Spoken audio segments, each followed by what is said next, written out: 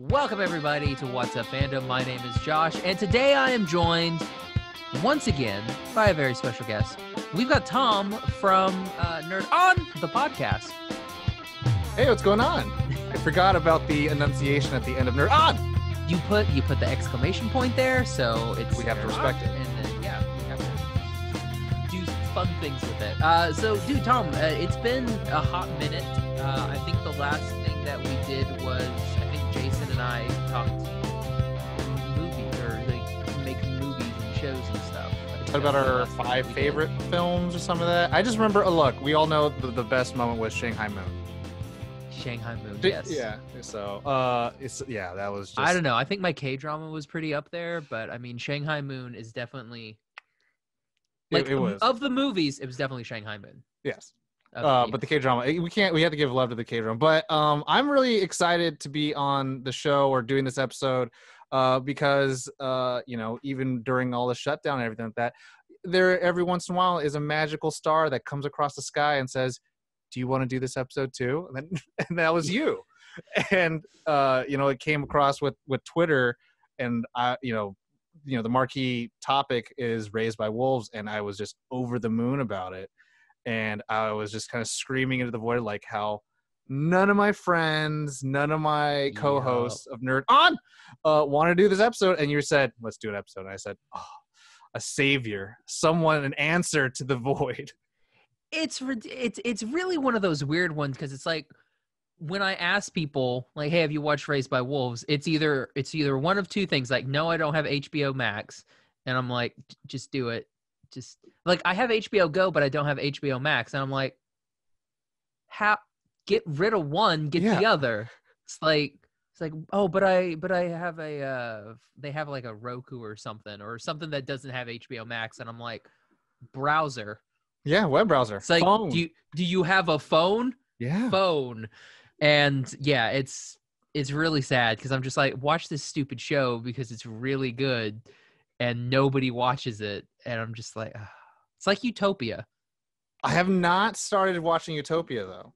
It's a film. I mean, it's a series. Yes, is what it is. I heard good things about it. Who did I had someone on the show. I don't remember who, and we talked very, very briefly about Utopia, and that was the only thing that I've been able to do on this show. Like maybe like 3 minutes worth of Utopia, and that was it. And like, oh, bye, Utopia, it was great. So I'm assuming it's one that I need to catch up on. I enjoyed it. Yes, I think John Cusack is amazing in it, and then there are other people there. Okay. So, I mean, compared it to the topic we're talking about today, compared to Raised by Wolves, where are we at? We're so far. Well, like Raised by Wolves is like way up here. Okay. And that was the thing, though. So just like Josh said, if you don't have HBO Max, this is the reason to get HBO Max. Like, Send a check, HBO, Time Warner, Warner Media. Send the check, because I was talking to a bunch of my friends, and the only one person who I've been able to like physically see because of work, I got him to watch watch Raised by Wolves, and then it was wonderful because in this time it's hard to, like, everyone's binging, there's a lot of shows dropping, but they dropped 3 episodes, they dropped 2 and then another 2, and then we were able to have the water cooler conversation of like, and then this happened, and so I was like, what do you think about that? And it was enjoyable. Just in, I think also this is like the first, I think, really hard sci-fi show for 2020. I think Brave New World. Did the Expanse come out this year? Or was that last year? I think that was last. Okay. Yeah. I think that's right. Yeah. So, and that season was a little bit more different because that was just full Amazon this time instead of being that sci-fi Amazon hybrid. Yeah. Which I enjoyed, but yeah, this was like new sci-fi. It was a sci-fi that we've not had before. Yeah. I mean, we've had 3 seasons of The Expanse. We've had, Discovery and stuff like that. So we've got, the Star Treks and everything in Picard. But yeah, this one was just different. Like, it hit different. Yeah. I think for sure, like, when I saw the trailer for it, it said directed by Ridley Scott, and I was like, oh, a show. and then it said completely original concept, and I was like, I need this. Like, I was getting a little tired out of the IP game with Legendary and everyone else just like grabbing like, oh, this has been a comic book or a book or a reboot or a show before. And then the fact that like this is all brand new, I was like, oh my God. But then there was always, you know, watching any type of Ridley Scott show or movie, you're kind of like, all right, when are you going to connect it back to aliens? When are you going to connect it back to aliens? And so there's a little bit of that writing inside, but then just seeing the trailer and then seeing Mother and what she does, I was just like, ooh, I'm going to need a couple pair of pants because definitely.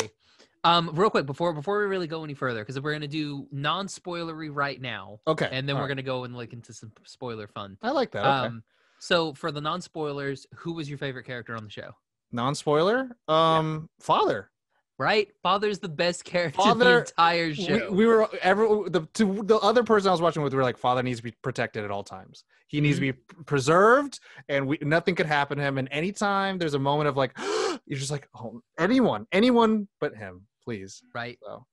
Oh man, like, and then that final episode, I was like, oh, and oof, yeah. There's without being spoiler, there is.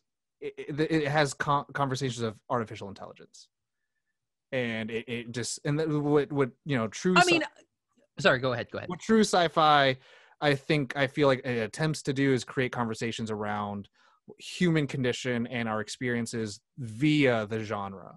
So, like, could we live in another planet, and is artificial intelligence really a viable thing? And you know, is finding life on other planets, or what is the purpose of language, like an Arrival? You know, like, you know, if we live our lives and make bad decisions, are we still truly living our lives in its fullest? You know, knowing the outcome of everything.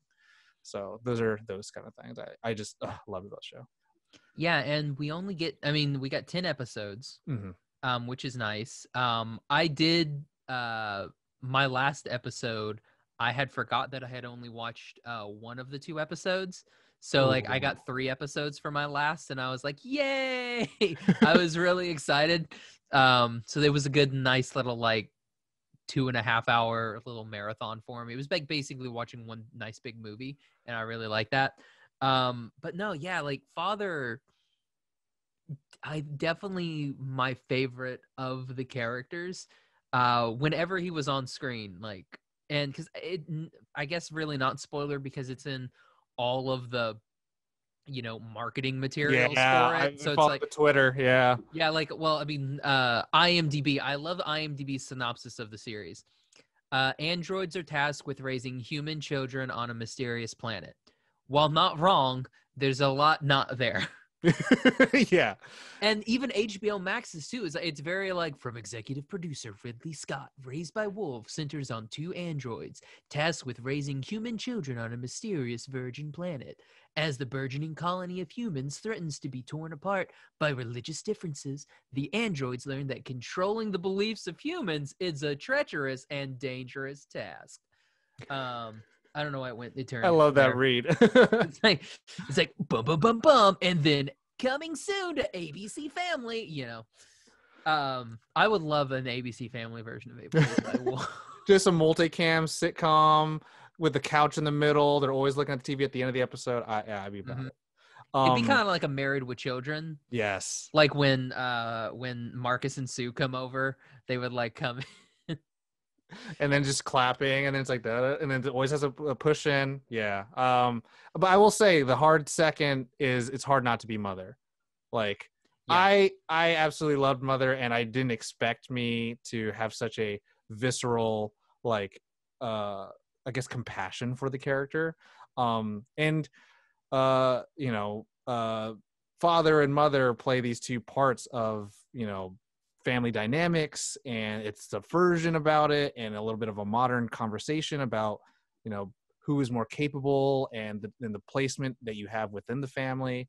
That it's great, but for obviously reasons, it's like Father has so much more humanity that we see from the get, that we you know, audiences just enjoy, that I loved. I mean, any cool android that wants to tell you like stupid dad jokes is like the best. And then I think my third favorite character is going to come out of left field, may have been Mouse. Oh, okay. I loved Mouse. I mean, is this?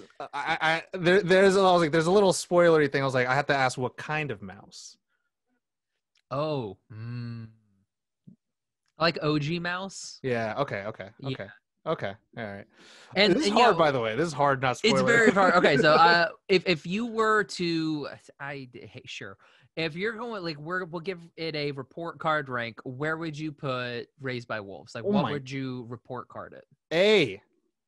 A solid A. Like, I've been kind of talking about like how the streaming services are coming out, right? And so the streaming wars began in middle to late 2019. Disney Plus came in swinging with Mandalorian, and Apple And TV. then nothing else. Yeah, and Apple TV came out with like the morning show and the space show that I forget that my friend worked on, but it looks great. But in Amazon, had been coming out. It's like, hey, we just drop it. We're not really trying to fight because we don't need to. We make our billions elsewhere. And HBO was, everyone's kind of like, I don't know. And same thing with Netflix. But I felt like HBO kind of really kicked up the speed with just like the original content. Like Watchmen came out, and then Raised by Wolves was announced, and then Lovecraft Country. Yeah. And so it's just like, I feel like it just keeps hitting and hitting and hitting. And, you could chuck all of them into a crowd and someone's going to catch one of them and love it. Where, the Disney model is a little bit more of like, everyone has to love Mandalorian or it won't be successful. Yeah. Where like HBO Max is like, toss 5 shows and then we'll get the majority. So it's very interesting to see that. But I feel like in 2020, my favorite show this year is probably Raised by Wolves. Like in 2019, it was Watchmen, and I'm right there with you. I mean, Mandalorian is gonna have to be damn good in order for it to even come close to Raised by Wolves. Same thing with like Star Trek too. Like I'm in this Discovery kick right now, so I'm like binging all of it. Trying to. I made the mistake of watching it with one of my friends, and she's slow. So we're like stuck on this like episode, and I'm like, can we go? Can we continue? He's like, oh, not tonight. I'm like, and I see the thing that with, just for the listeners, so it's not like we're comparing, apples and oranges, but the thing is like the show's greatness or the level of grade that we arbitrarily give these shows, like Mandalorian, being part of the Star Wars proper, the real, I think, challenge for me that I look forward to, like, if it's going to be a great show, is like, how well does it live within the Star Wars fantasy lore that it's established or lives in? And then, I guess, something with Star Trek Discovery is like, how well are the characters going to develop? And by the end of the season, are they going to kind of feel like they progressed in such a way where Raised by Wolves was kind of like, it's the first season, and in the same way like Ex Machina, where it just controls the level of information you get, but allowing you to feel like it's a mystery with characters that know more than you, but also don't know as much as you. And you're learning more about, the religious aspects of it, the planets, history, all these things. And you're just asking yourself questions of like, what if we were in those situations, but also the nuclear drama of like, okay, what's happening to these characters and how are they going to evolve from this point to another point? So that's Raised by Wolves just exceeded so many expectations, and I was just like, I was never really upset with like, oh, it gave me more questions and answers kind of see thing. that was what I liked about it. Like, because like when it did give you a question, it wasn't that long before you got a relative answer to it.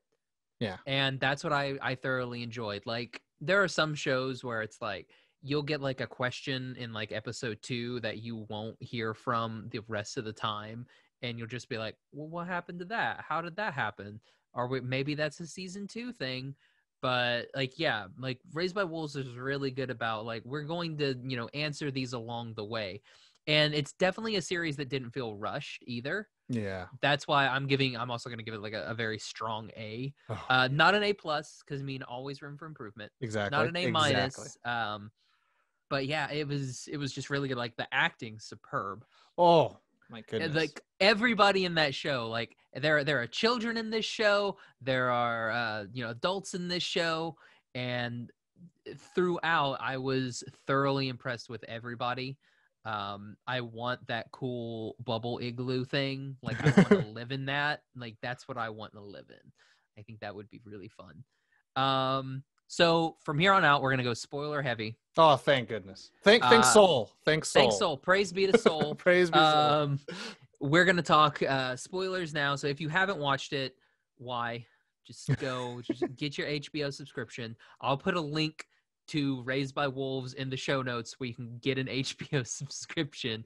Like, I think, don't you get like 7 free days or something like that? Trial period. But also, I feel like when HBO Max was launching, HBO was like, okay, if you got HBO Go or HBO Now, just go on now, and then we'll just give you the first year. Yeah, you just like roll it into it, and then you start paying the higher premium, whatever it was going to be after the year. I was like, easy. Yeah, and I don't know about you, but like when I bought it, I ended up getting like some like it was like a 13-month deal or something, where it was only like $60 for 13 months, and I was like, okay, I'll do that. That's ridiculously cheap. Purchase. Exactly. Yeah, and I think I was already kind of stepping aside from Raised by Wolves for a second, I was a little intrigued by Anna Kendrick's show Love Life, because like one, she had a show on Quibi, or she had another show on Amazon. I was like, how many shows is she in? Because she also had like a movie with like, I think, was it Bill Hader on Disney Plus, and it was like she was Santa Claus. Oh yeah, she was like Santa Claus or something. Yeah, and I was like, she did so much streaming work, my goodness. But I was just like, all right, let's see how this goes, and I enjoyed that quite as well as much. So unfortunately, I don't think that Quibi show is going to get a second season. Ooh. Much like Quibi, I don't think it's going to get a second year. That's actually quite interesting to think about too, just because like, where did the properties go? Because they had Reno 911, they had like big title things. I was like, somebody's got Reno 911 now. I think it's HBOMax. I think they gobbled it up.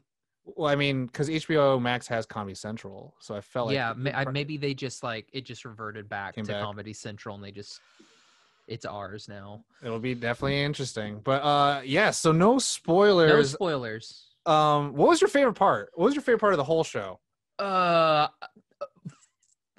love the religious elements. Yes. Just because, like, when I first heard that they were talking about Mithraic, and I was like, wait a sec, my Religions of the World class back in freshman year of college is coming back to me. Nice. Like, Mithraic, that's like Mithraism. That's a weird Roman cult.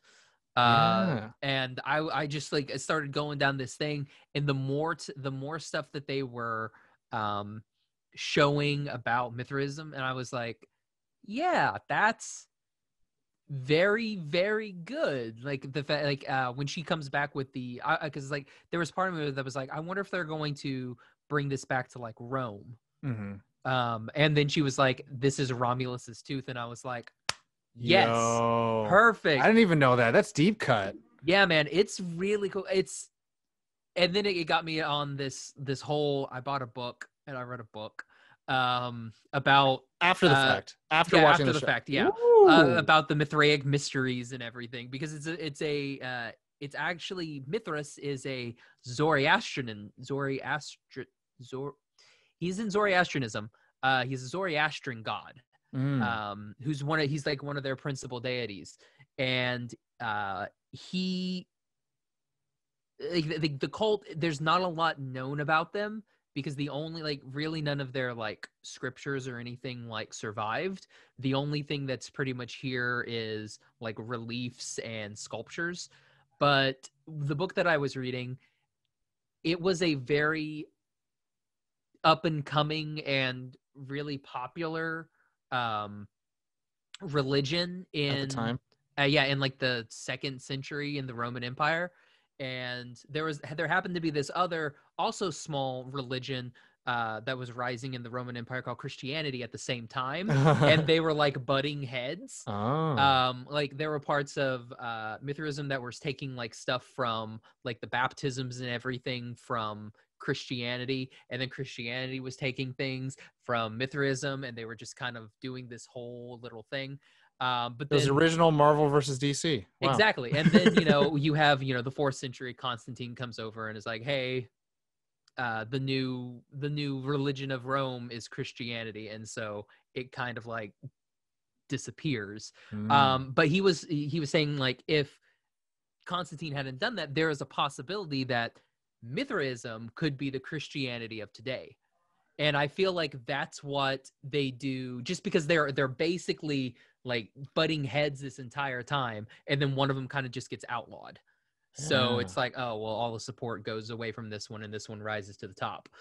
Whereas if it would have been different and this one would have risen to the top, we would have had Mithraism today. So I think that's what they were doing in this alternate reality of Earth and everything. It's like the Mithraic Mysteries actually rises to power instead of Christianity. So the world does come to an end because of everything, because it's definitely more of a different religion. But they do so many things in this, like the, when they go to the rock, the big, like, the dodecahedron rock. Yeah. They go to that. That's actually part of Mithras' origin, where he is birthed from a rock. Does anyone stick their hand in that rock? I don't remember, but he does come out wielding a sword or knife and a torch. Ooh. So like that's how he comes out into the world. And I'm like, that's pretty good. You guys are giving us this whole thing. Maybe this is where somebody is going to come out of this. And and I mean it's highly resemblant of the creature or other android that's in the other smaller dodecahedron that Mother starts having visions of, and also spewing out white liquid, and has like a giant mouth gaping thing, so probably birth. So it's like, that's the thing that I really love, is that there is such a wonderful kind of like garden variety salad melody going on, where like they play, one of my favorite things is kind of a little bit what you said of just the religion aspect, because it plays with the atheism aspect, and it asks these questions of, does belief come from absence of religion, or do we create belief? And with Campion Campion the second, kind of starting to believe in something that he's never been really taught formally, but just wanting to believe in a higher power, like asking those humanistic questions, like I loved. Did you watch or did you listen to the Raised by Wolves podcast? No, I didn't listen to it. I didn't know that was a thing, because I would always like end it, because I wasn't ever paying attention. When they would do like those Game of Thrones podcasts and stuff like that. There would be some that I would listen to, but I wouldn't listen to like the official HBO one. I would listen to like Cast of Kings or something like that, or like Binge Mode or something. Those are what I would listen to. So like whenever they were like, listen to like the whatever, I would just be like, yeah, sure, whatever. Knowing full well that I'm not going to listen to that one. I'm going to listen to another podcast on it. So I have not listened to that one yet. Like I knew that it was a thing. I just put it out of my mind. And now that it's done, I feel like I should go back and actually listen to all of those. I work in a warehouse, and I'm typically by myself, so I have a lot of time to listen to podcasts. And that was one that like I would listen to after every episode that would drop.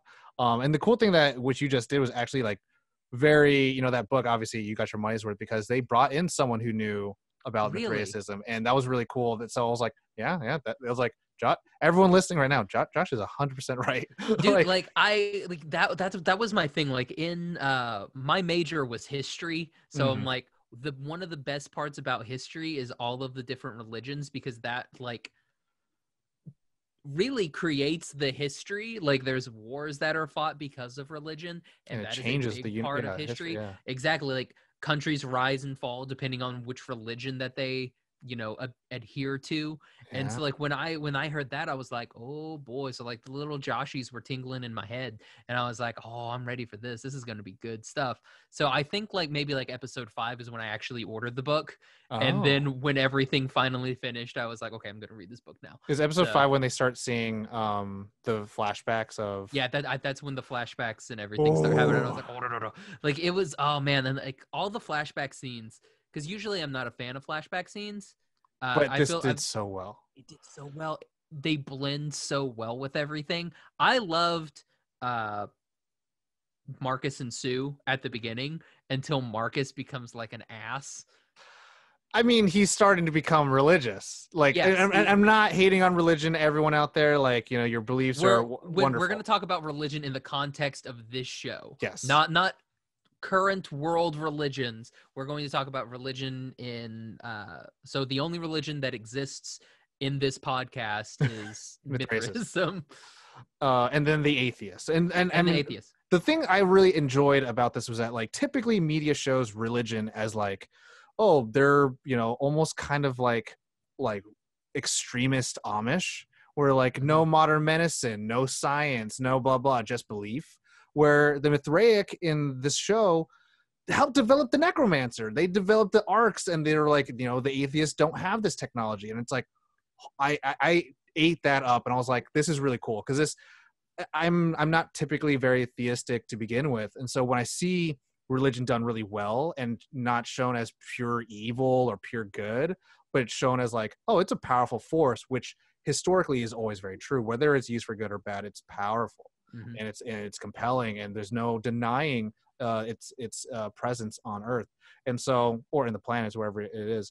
And so just like the idea that, you know, Mother, who comes from the Mithraic as this weapon of mass destruction, and then turned into this weapon of mass, like, nurturing, you know, like is supposed to lead and help, you know, raise the future of the humankind. And I'm just like, that's such a wonderful subversion of like how we imagine what our nuclear bombs do, or other weapons of mass destruction that we currently have in our current time, and turning it into something more humanistic. Like, one of my favorite episodes is definitely the pilot, just because you see everything happen. It sells you on all as much as it can, and then afterwards, I will say there's something that got me really, really sad, was just not seeing enough Mother T-pose flying and just exploding people. I needed a little bit more of that, and I'm just like, well, you can't have her just be, you know, this easy button all day. So yeah, I'm what I wanted a little bit more of was the way that the religion works in the ship. Like, I wanted to see more of the ship. We see the ship for like 3 scenes, I think, total of the ship. And I'm kind of like, I wish I would have seen a little bit more of the ship. What happens in the sim? Yeah. Like, or not even in the sim, like when Mother actually goes into the ship, we see her blow up the bridge, basically. The entire crew. And then her go into the kid area, like the daycare station. And those are like really the 2 places that we see on the ship. When we're in the memories, there's some corridors and like a little like weird place where they put the kids, which was kind of bizarre. And I was like, what is this random like atrium that all the kids are just like in? And then they got the pods. Yeah, and like it was weird, because I was like, I would like to know a little bit more about what's going on here, which maybe is what we're going to happen, because it does lead into, these are not the only, you know, humans that are left on, like, that are left. Like, we see like in the last episode, it's like there's another, you know, ship, and maybe we get to do a little bit more on that ship. And hopefully, I'm hoping it's not, because like these guys weren't all dressed like those are atheists. Were they all atheists? Yeah. When Marcus goes back, it's atheists. Oh, see, that didn't even register to me. I just thought they were like maybe not as devout. Exactly. That's what I thought too. I was like, oh, some other Mithraic, because you don't, and that's, again, the show does such a good, like, to your point, it answers a question relatively. So it's like, are there more humans? Yes, but not Mithraic. And like, oh my, it's like, but I thought atheists didn't have an arc. They didn't have, and it's like, exactly. It's like, I thought all the atheists died on Earth, and like the only atheist human that is left is Cambion. And that's the thing. The other 2. What the show does really well too is it always asks you that question. It's like, well, why wouldn't it? So it's like, why would Marcus and Sue be the only atheists that survived from Earth? So it's kind of like, what are these things that look like human? Well, why wouldn't they be human? You're like, oh my God, stop. You know, like, okay, what is this, you know, monster, this thing that, you know, Mother's gonna birth into the world? It's like, well, why wouldn't it be an alien? You're like, oh my God. It's like, it does that so well, where it's like, well, you know, here it is. And like, obviously we got to talk a little bit about the ending of the season, with just the utter amount of symbolism of, like, you know, a sperm going into an egg, landing on the tropical zone with Mother and Father, with the snake, Garden of Eden. The episode's name is like Beginning. Like, There's so much. I think, is it in the beginning or is it just the beginning? I think it's in the beginning. Oh, see, beautiful. That's a great way to. I And, don't know and why I'm that's checking my phone. I have it up here. that's the thing. I hate how intelligent the show is, but it doesn't feel like it's trying to be smarter than you. It's just trying to say like, this is what I have planned out. Like I think, and not to tit for tat compare sci-fis and sci-fi, but I had one of my friends tell me about how like, oh Tom, you're gonna love Westworld because you think you're gonna understand it, and then you realize how much smarter than it is, and I'm like, nah, not really. I got it. I understood most of it. But then this show, like, it doesn't feel like it's trying to wag its finger at you saying like, oh, you thought this, but it just feels like you're on this lovely surprise game. And like the human dynamics, like seeing Sue, her character develop, I thought she was going to be like the most sticklery one, like a stick in the mud, but you realize like, oh, she just wants to survive, and that mother instincts coming in, and the moment between her and mother in the cave, and how you find out, it's so good. Of the humans, Sue is my favorite human. I mean, because Cambion, he's kind of there are times where I'm just like, slap him. Just somebody slap the damn kid. He needs something. But people who are familiar with listening to me on NerdOn are familiar that I hate kids typically in media, because they're written like as if they're like walking like distractions, walking like they're gonna go right into the hole. Like, and I liked how they did that in the first episode with I forget her name, the first girl who goes missing, and she goes into one of the holes, and we don't see her till way later, and we pretty much like an apparition. But it's, to me, that makes so much more sense that they're on a foreign planet. These androids don't really know how to take care of humans, and so six humans pass away, and then only one is left, which is Campion. But even Campion at a very young age, like he has no sense of social understanding other than mother and father. So he doesn't know how to have peer relations. He doesn't know how to like soothe like other kids or himself when he's come across conflict, where other kids written in other stories. And the one that I always go back to is Kindergarten Cop. I just hated the actions that the main kid did. I was like, why are you doing this? Like, didn't your mom ever teach you like not to open doors for strangers or all that stuff? But Campion, I liked his rebellion. I liked how he saw the error of his ways, and there was this sense of like, you will be the new leader of people, and he rejects it, and then he has to learn to accept it. Like, it does so much in 10 episodes that I feel like a lot of shows don't do within like 3 seasons. Yeah. And Tally. Yeah. Tally. Oh. So, which is weird because they're always constantly like yelling Tally whenever they see. That's another thing that like I hate when this happens in shows, where when somebody sees something, they never talk about it. Yeah, that's true. Like, father literally sees Tally run away, and he's like, was that Tally? And then it's like mother's like, what happened, father? And he's just like, it was none. And you're just like, tell her that you may have seen Tally. And then she sees Tally. And then it's just like, what's wrong, mother? And she's like, nothing, father. And you're like, to talk to each other. Come on. And then like Cambion sees her like 19 times. And then he's like, oh yeah, it's crazy. And you're like, somebody mentioned that you guys have seen Tally. Like, I think Paul sees Tally. Tempest sees Tally. All these people see this girl, and nobody says a word. And I'm just like, things would be so much easier if you guys just said, like, hey, I saw a person, let's leave, or something. There is a running rumor that Tally, what we see after she falls into the pit, is actually the embodiment of the voice. Oh yeah, definitely. I mean, I also don't think for an instant, I think that Tally is like, the voice is the one that impregnates Mother. Mm-hmm. I mean, because like Tally leads Mother to the pod. Yeah. And then like everything's all glitchy and everything, and she's literally not moving for long periods of time. And it's like, yeah, that something has to be going on here. Like, there's something special, but it's weird because like, why does Tally want Cambion to kill himself? And that's the thing where it's like the voice found its way into Marcus. Mm-hmm.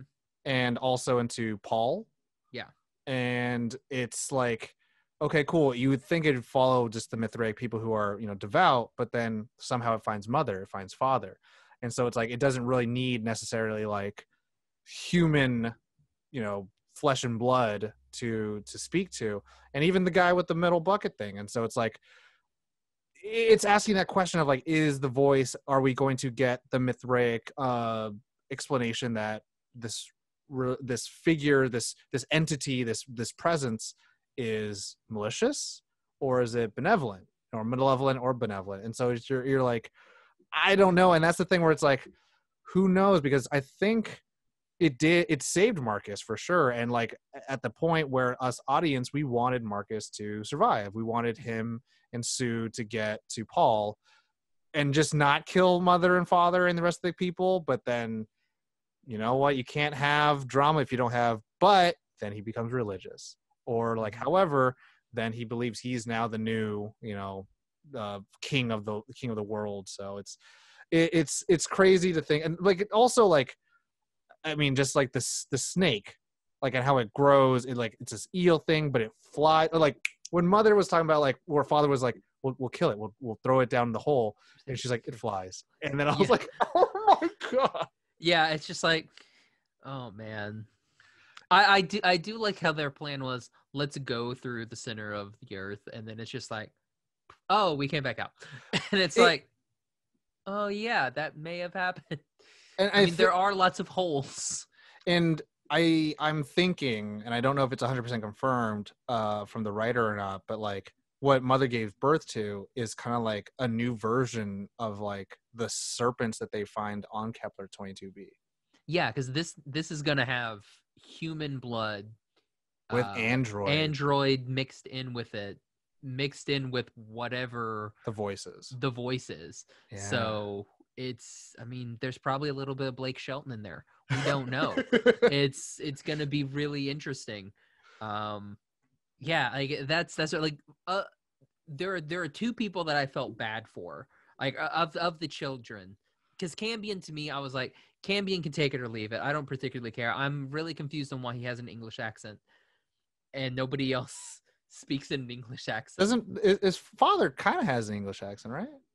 Barely, yeah. Barely. But Campion's is really hard.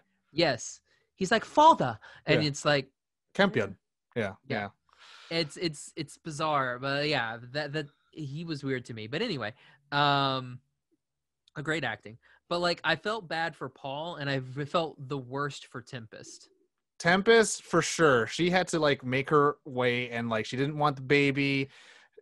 She literally got raped. It's like she gets raped in cryo sleep, and a baby is impregnated in her, and she just wants it gone. And nobody will let her get rid of this baby. Well, and it's not even just a rape. All rape is fucking terrible. It's terrible. But like it's from PG-13, like a high. You get the one. It's yeah, exactly. And it's but it's from like a high priest. Mm-hmm. And it's just like, oh my goodness, like, and she's what, like 14? Yeah, and so when she looks back of what religion did for her, it was take away, her freedom and her security and comfortability within her own skin, and beyond the religious Mithraic people who are just like, it's it's a good thing, blah blah blah, forget about it, mum's the word. Mother and the atheists are like, but we need to make sure that humankind survives. So you're going to keep that baby. It's like, oh, like it's such a bad time for her. Paul, he can go jump off one of those cliffs. I am going to be a Paul apologist right now. Okay, so here's my thing with Paul. Poor Paul. First off, his parents murdered. Okay, I'll let you talk your case and I'll go mine. Second, Paul, he meets new parents who are actually nice to him. So he finally has parents that actually care and love him. Then he has Mouse, fun, gets abducted from the parents. Parents finally find him and he's happy. And then Dad is kind of a little bit weird now, but still loves Mom. So does what he can to, even though likes Cambion, and I guess likes the other kids and is starting to like Mother and Father, still wants to be with his parents. So we have all of this thing that's going on. So the kid's got like this weird, like, what's going on with him. Kid may be the chosen one for all we know. Who knows? There's like 17 chosen ones in this damn show. Sure. So then he goes and he gets led astray by the voice, which is really leading most everybody that listens to it astray. Exactly. There's not a single person really who's Takes like you, listened use you, to it. tosses you. Yes. And he is now the latest victim. And unfortunately finds out that the person who he loved has been lying to him this entire time, killed his original parents. So when he does shoot her, I'm kind of like, oh, that's not good. Like I was like, the kid, I'm ready for a Paul Demption arc in season 2. I want that to happen. Counter me. So I grew up as a child of divorce. And so having 2 Christmases, having to go to different houses was normal to me. And I can imagine how it would be for other people who are like, what do you mean your parents split up? And what do you mean, blah, blah. I was like, yeah, that's just normal. Whatever, we get over it. For this child, Paul, most of his life has been away from his actual parents. And so he says, like you said, like his new parents, like the mother actually, you never talked to me. And I was like, oh my God, like these are terrible people. But then you got these atheists who are like, we have to protect this child. Like they have that compassion in that heart. And obviously they do also spend 22 years with him. Exactly. So they spent more time with him than anything else. So it's just like, to me, I'm kind of like, yeah, it might be a lie, but also that those are your parents. Like they raised you. You built a relationship with them. So it didn't matter how they look like. They could have looked like, you know, the original actors that played them. And it shouldn't make a difference because the emotion and feeling and development actually happened. For me, that's just how I look at it. And then also, like when he's with the rest of the surviving children at the wolf den, he's just a conniving little punk. He's like, take the eyeball and do this thing. I'm like, because heck. His father told him to take the eyeball. Well, the father that he now loves, who has done a complete 180 in personality and cares about him, that he spent 22 years with. But he also started like sowing seeds of doubt within Campion. Like, and it's just like, he plays a little bit of that part of... He's just a good Mithraic child. He's spreading the seeds and trying to convert more people. He's really the first on this new planet Mithraic missionary. Exactly. And that's the thing where it's like, I find like that's the irritating thing of what, you know, religion plays out in media, where it's just like, you know, it's kind of like, you know, you never have to ask a vegan if they're vegan because they'll tell you anyways. That whole like, okay, I get it, you're Mithraic, just take off your necklace, you're in here, no one's coming to save you. And like mother and father are like, yo, we just trying to help you out, and we're trying to teach you science, and we're trying to teach you how to defend yourself. Like, what's Saul gonna do? It's like, it ain't gonna do nothing for y'all, but it does something for Paul. And he does learn how to defend himself. He makes a dope trap. And then the one kid that he was like, hey, let's be friends, and punches him because he makes a cool trap to kill the things. Yeah. For food.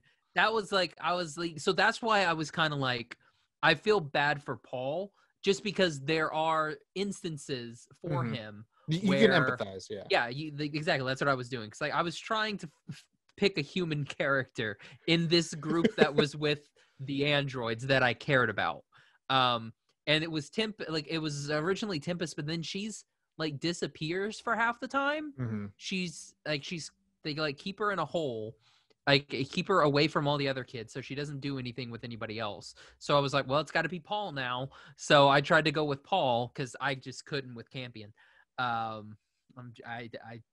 tried, and I was like, I can't even. I like Campion because I feel like he's a little like, I think I related to that. So there's a little bit of rose tinted glasses for sure, of like, here's a new kid, he's got bright blonde hair, it's a little bit more coiffed, my shit's all greasy, and it's like, he's better, he's a little smarter, he's able to find things. I want to be his friend, but somehow he keeps getting the affection of other people that I want, and I'm like I feel like my parents told me I was the chosen one, but all of a sudden like he hears the voice and he has the cool toy of Mouse, and also like someone talks to him, and then Campion's just like, I thought I was special, and then apparently he's not. And I think that's the very human lesson to learn. It's like everyone is quote unquote special in their own way, but like there was that sense like I really kind of almost love the idea of like, what if Campion became the really religious one and Paul's the one that loses his religion?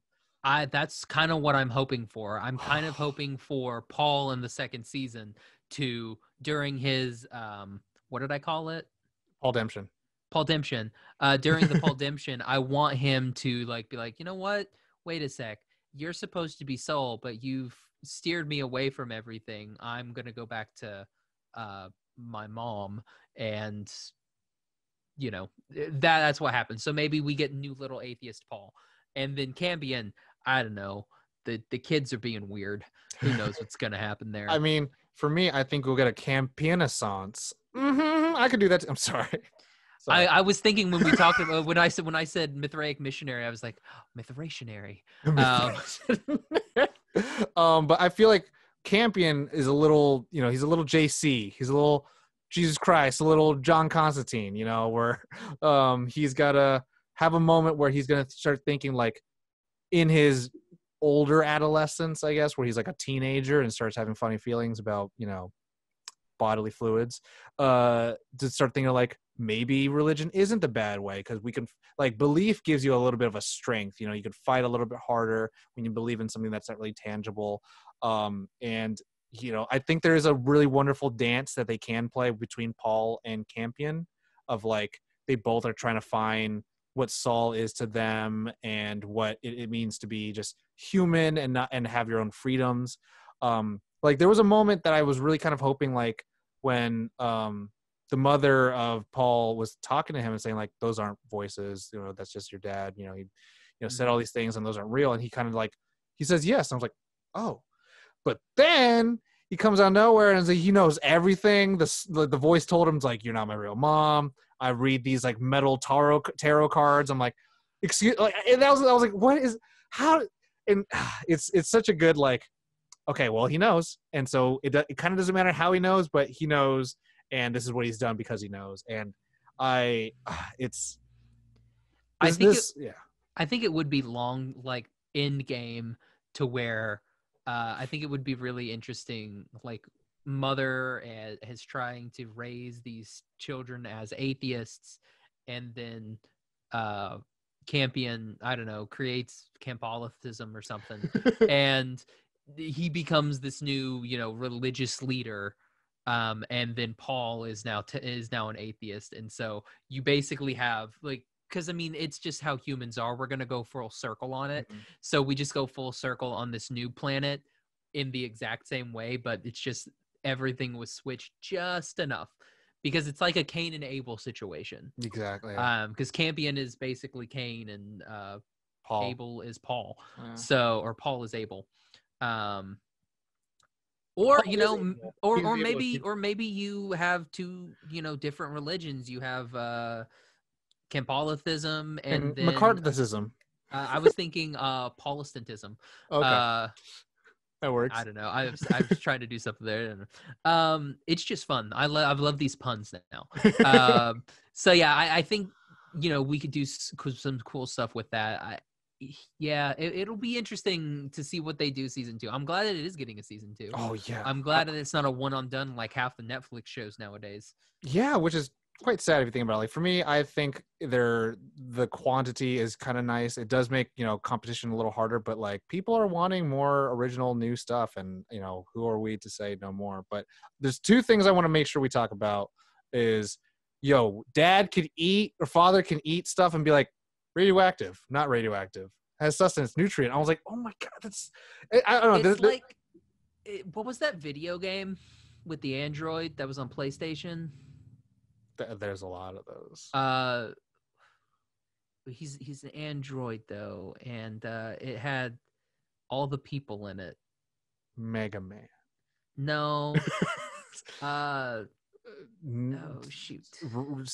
Metal Gear Solid Raiden. Detroit. Oh, okay. So yeah, because you know how the dude Connor, I think is his name. Like he'll like touch things and he'll like put them to his mouth. Oh yeah. And he'll be like, "Oh, this is a blah blah blah blah blah blah blah blah," which is not sanitary. But he would do stuff like that. So when he did that, I was like, there should be zero reason why an android would not have sensors in his tongue area to simulate the human experience in order to test things like that.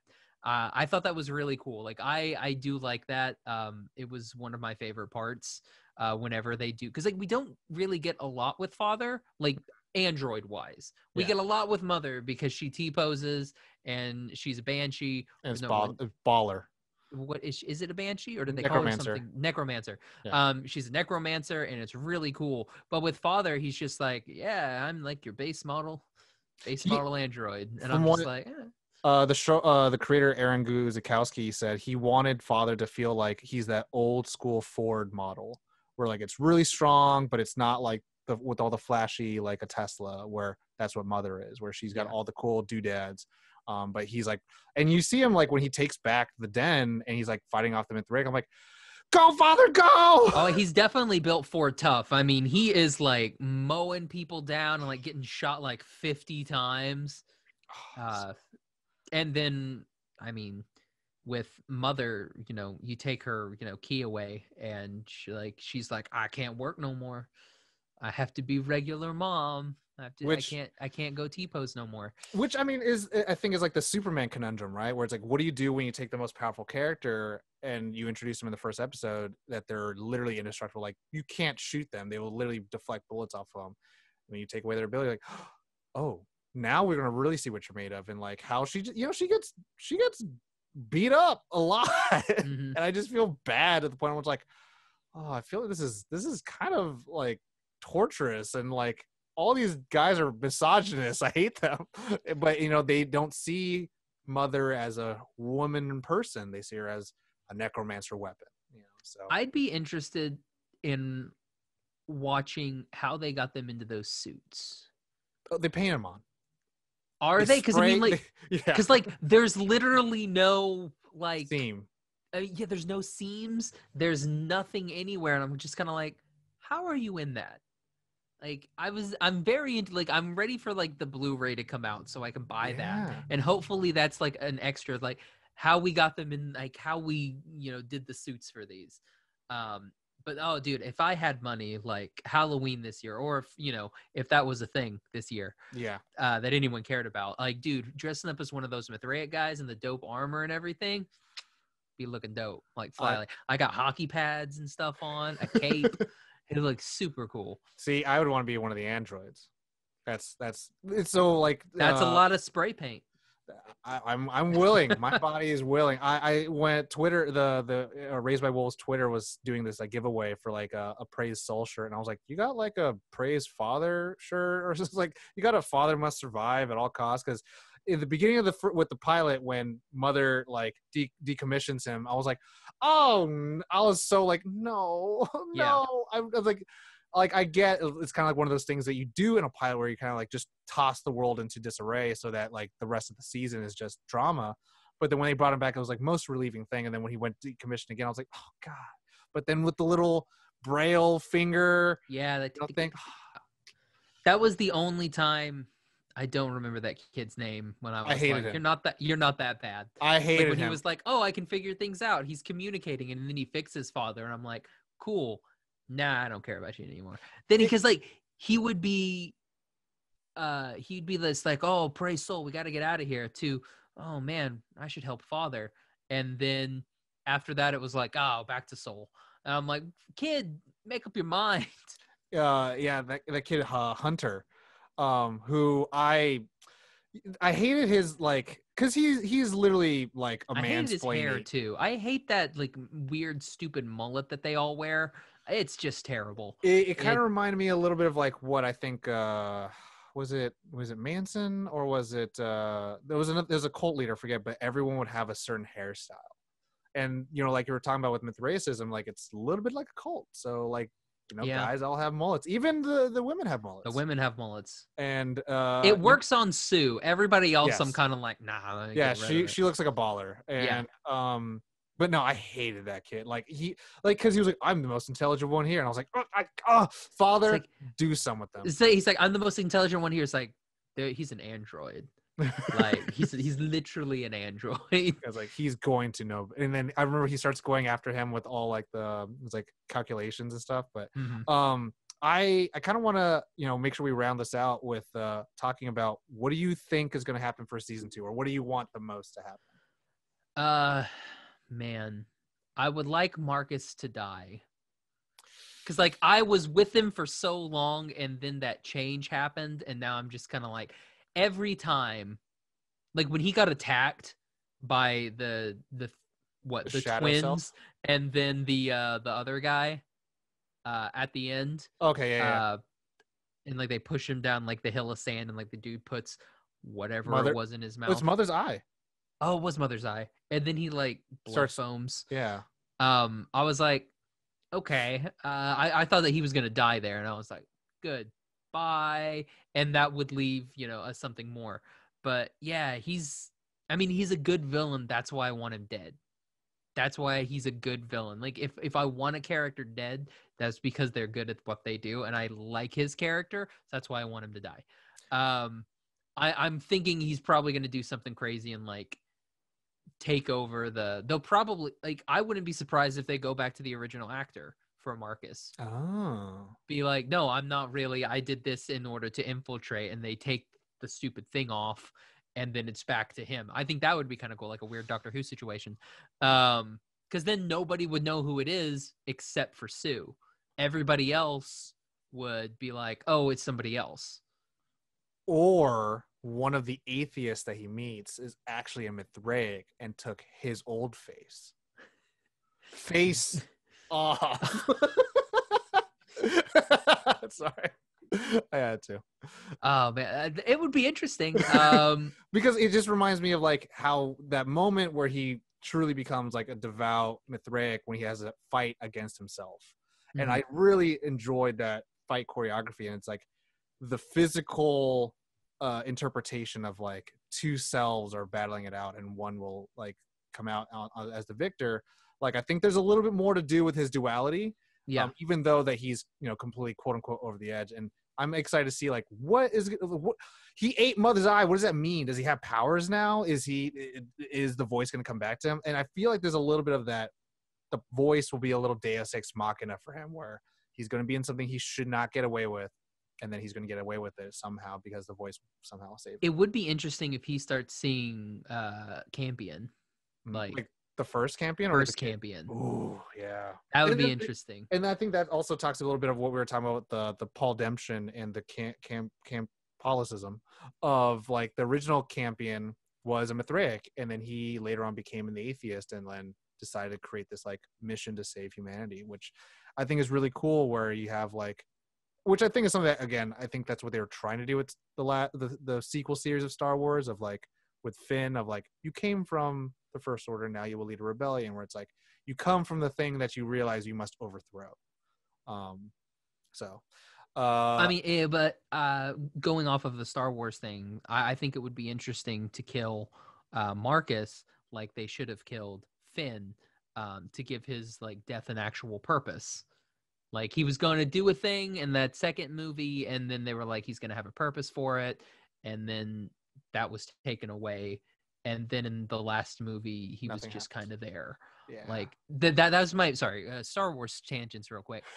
That's my biggest problem with Finn, is like, it felt like the only reason that he was in those movies was to get BB-8 to Rey. And then get Rey to the first, he was Rey like to the C-3PO. Resistance. Yeah, like that's basically all he's there for, because after that he does something stupid. He and what's her face?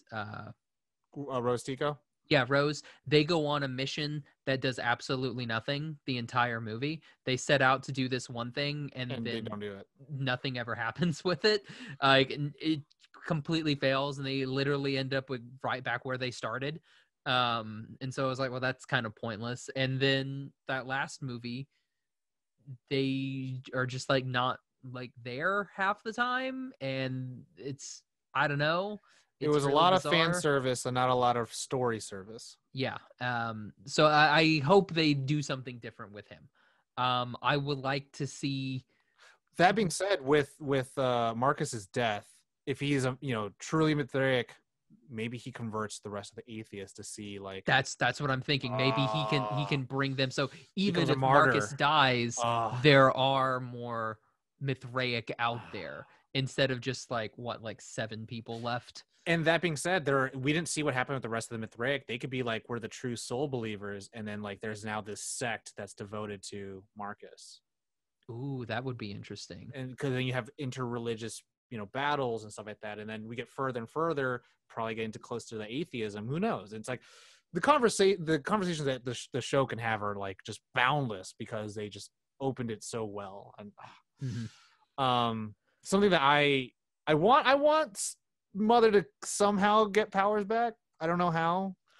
She's gonna have to kill Marcus to get those powers back, unless the atheists also have another mother. That would be interesting if they have their own mother, and then Marcus sends mama after mother. What if it's called daughter? Oh my gosh, that'd be so. And I want to see what's happening with the snake, because I don't know if you remember it, but in the last episode, Paul sees like the cave drawings, and the snake starts moving.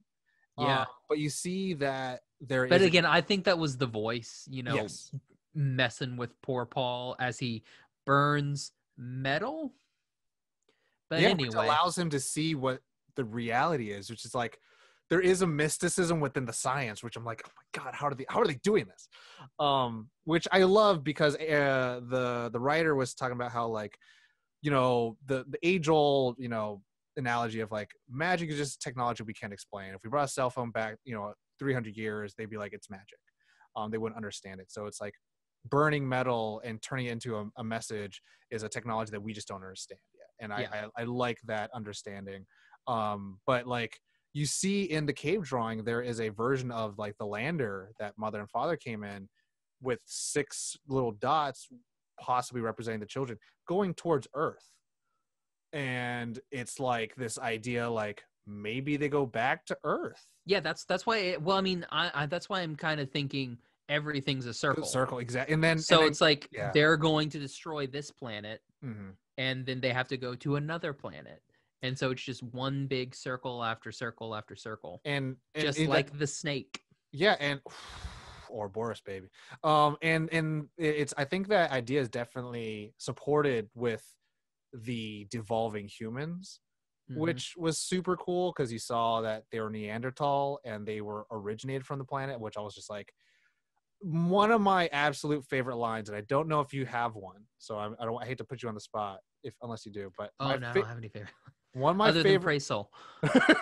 My favorite line, I think, of the show is when father says to mother, "Is like, there is a history of this planet we are deeply ignorant of, or I fear we are deeply ignorant of." And I was like, oh my gosh. It's like, and that's the thing where I think a lot of, it's kind of like that same fear that I think I Am Legend try to have, but since I Am Legend's a little bit more actiony and not so scary, that most horror films try to do, of like, you're not alone on this planet.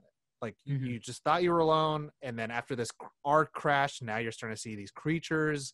Maybe the environment changed, and now these creatures are coming towards you for some reason. Maybe something's happening in the tropical zone, and now like climate change. The 12 years that the androids and Campion and the rest of the people were on this planet affected just this, like, butterfly affected the environment in such a way where now these devolved things are coming, and we don't know where these worms are, we don't know where these holes came from, but now it's kind of like actually how I think Game of Thrones, the book, opens, and it opens with like a scene with the White Walker, and the White Walker, it's actually after the fact that Daenerys' eggs hatch is because it released magic back into the world. And so like I'm over the moon about this show, and I'm excited for anything that kind of happens with it at this point. Yeah. So I see on like the HBO website there's a comic, and I'm like, is that good? Should I read that comic? I think I may, just Oh, because for it sure. looks cool. Then you got to listen to the podcast then too. I do need to listen to the podcast. Yeah. It's cool because they bring in like planetologists who talk about really. like, So it's not just them just chatting about the episode. the creator Ridley Scott never makes an appearance. Sorry, spoilers. Yeah, they It's bring okay. in like You can spoil a podcast. they bring in someone who works with AI, someone who works with planetology, someone who works with religion, someone who understands the politics of weapons of mass destruction. So it's very interesting. They just talk about concepts that the show brings up, and then bring in experts to talk about those things. That's cool. It's pretty fun. I forgot. Let's kind of go through the cast. Okay. Real quick. Just because I mean everybody did a phenomenal job, and I'm gonna butcher names here. I apologize. We have Amanda Collin as mother, Abukar Salim as father, Travis Fimmel as Marcus. This one's hard. Niam Algar. Is that how one would say it? I think like Niall Horan, but Niall Horan. Yeah, I can see that. As Sue. I like Winta McGrath. I think that's a pretty dope name. It's pretty dope. Winta as Cambion. Felix Jameson as Paul. And then Jordan Lowram as Tempest. Everybody else I could care less about. Dang, no, they did a good job. They did a good job. But I mean, character-wise, they don't really do anything. Like, of everybody, like, Tempest has, story elements that are unique to her. Paul does, Cambion does, Sue, Marcus, mother, father. Really, nobody else really has anything. I will say, I did like Mr. Cosmo Jarvis, who played Campion Sturgis, the original Campion. Oh, yes. When he has to send mother away, and she says, "I feel like everything's terrible," and I feel, and he's like, "Oh, that's sadness. I'm sorry for that." And I was like, "Oh, like it's like I apologize for giving you the ability to feel sadness that you will never see me again." And it's like, holy crap! Like they do such a good job. Like just everything in this show, like the story elements are on point. Visuals look great. The acting is great. The score is freaking awesome. Oh my god! Okay, I did not skip the opening ever. Oh, dude, well, I don't know why you would. No. Like it's kind of long as openings go. Mm-hmm. I mean, especially for stuff nowadays, it's like 45 seconds. It's not short. Yeah. But it was just like, oh man, yeah, that's. But then, like, it's kind of like, and that's the thing. One thing I really loved about the mother character, like, I felt like, oh my gosh, she's so scary. But like the first half hour of the pilot, you just feel so like she's willing to do anything for her cubs, and I felt so like comforted to see that character. And then seeing the opening, it just felt that same kind of like there's a motherly, nurturing feel while you're seeing nuclear bombs go off. Yeah. In the opening. And so it's just like, it's a good conflicting feeling of like, this is how the world kind of ends, and what happens when we kind of break open this door of like new ideas of religion and artificial intelligence and faster than light travel, these kind of things. It's like, whoa, where do we go from here? That I thought the opening song in some way complements the visuals that you see. And definitely. That's by Ben Frost, and I've been listening to that theme song every once in a while just to be like, I need it. Like, that's the one thing I love about good TV shows. The sad feeling is you'll never watch it for the first time again. Yeah. And this show is in spades. What else do we need to cover before we wrap this up, baby? I think we've pretty much covered everything. I mean, like, we both like the show. Yes. We both talked the things that people that we didn't really like in the show. Because other than that, I mean, we didn't really talk about things like elements of the show that we didn't like, because I don't think there's a lot. I mean, I'll say this for people who may be getting into sci-fi for the first time, or like maybe unsure like what the show is. Like, if you're looking for something that's gonna like kind of say like, because this happened, this is the cause and effect of it. It's a little bit more trying to have a discussion with you. I won't even go as far to say an intellectual discussion, but it's asking you questions that I think you have a lot more fun living in. Versus knowing like, okay, well then what?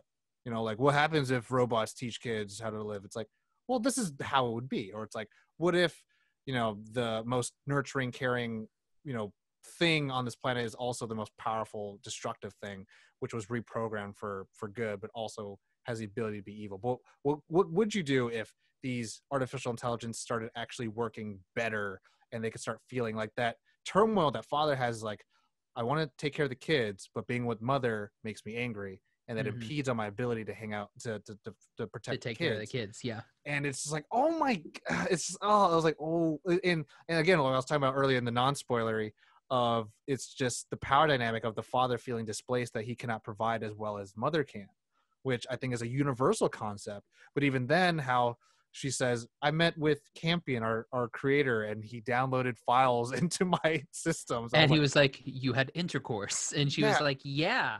And it's like, and he's just like, even an android could feel betrayed.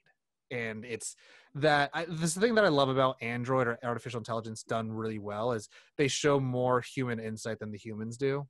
It's always like The Walking Dead. It's like, oh, the zombies aren't afraid. It's like, you should be afraid of the humans, where it's like, the androids are the ones that you should be really seeing, like, they're having to discover what these feelings are for the first time. Yeah. And like most of them are more human than half of the humans on the show. Yeah. And it kind of shows, because like they do kind of raise Cambion as a android almost. Yeah, they do raise him as Wolf. So yeah, I was waiting for somebody to say something about wolves. Like, well, on the first episode. Yeah, but I mean, other than that, like I was waiting for somebody, to be like, oh, we wolves. Like you get it like one time, and that's it. And I was just like, it's funny because I think I remember in the trailer. But then they do mention Romulus, and I was like, oh, that is a wolf. Oh, he is. I forgot he's. So it's like, who's raised by wolves? Is it Cambion that is raised by wolves, or is it Paul, who are raised by wolves in sheep's clothing? Or is it the human race that is being raised by a Kepler 22b? Yeah, never mind. Forget it. Yeah, I don't care about the humans. Yeah, it's like which wolves, or who's being raised by what?